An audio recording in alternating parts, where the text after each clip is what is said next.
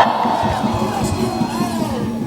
sa OUP Academic Employees Union, ipinapahayag namin ang aming request at pagbati sa bawat isa sa pagpapakita natin kung binabaha tayo ng korupsyon, babahain natin ng protesta ang mga kalaot, babahain natin ng pagkilos ang mga tuwali.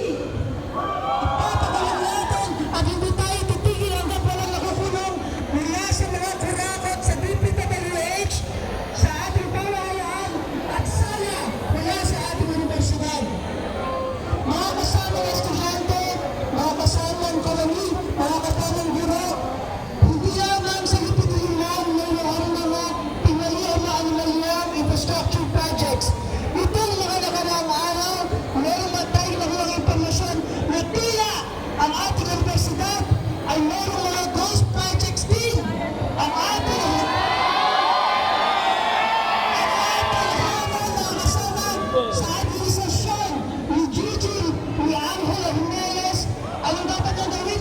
Imbestigahan ang ating mga proyekto ito na nagpapakita ng korupsyon sa ating universidad. Nabalitaan natin mga kasama, ako ay mula sa Kuleyo ng Arte at Literatura. 20 mag-iisang maganda na, wala pa kaming classroom na matino. Sila sa ito ay pumupunta sa student living building. Ilang ulit na natin ito nakita ang kanyang elevator, isa lang ang gumagana at pinapahatan. Kapag ang programa ay naisara, matatanggal ang handle. Makikita natin na ang mga substandard na infrastructure projects sa UP Diliman at sa buong University of the Philippines System. Isang halimbawa na ito mga kasamang mag-aaral at mga kasamang guro at kawani at reps sa universidad. Ang UP Baguio hanggang sa ngayon, hindi pa rin natapos-tapos ang mga proyekto. Ang UP Baguio ang isa sa mga pinakamagandang mula sa UP Subai ngayon. Nakita natin na hindi pa rin natatapos ang mga proyekto dito.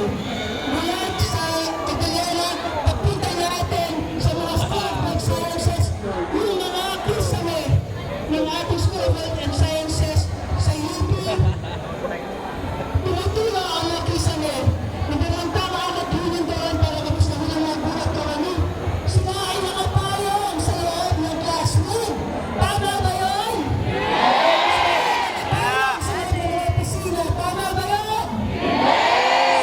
Sila ang ating mga gamit. Wala tayong maayos na facilities mga kasama. Kaya ano ang hamon natin sa administrasyon ni Jimenez? Una, panagutin ang mga pinali mismo sa universidad. Ilagtad lahat ng mga kontratang pinasok. At ito ang pinaka-hamon natin sa kanyang administrasyon. Kailangan sumama siya sa pagkilos. Kailangan managot ang mga pinali sa universidad. Mga kasama, patuloy tayong mag-aisa. Patuloy natin ilaban ang ating karapatan. Ang korupsyon na nakikita natin ay isang paglabag sa ating karapatang pantao. Kaya ang dapat natin gawin, patuloy na bahain ng protesta ang UP, ang DPWH at ang Malacanang. Iskolar ng bayan! Ngayon ay lumalaban! Iskolar ng bayan! Ang guro ng bayan! Ngayon ay lumalaban! Ang guro ng bayan! Ang tao! Ang bayan! Ngayon ay lumalaban! Ang tao!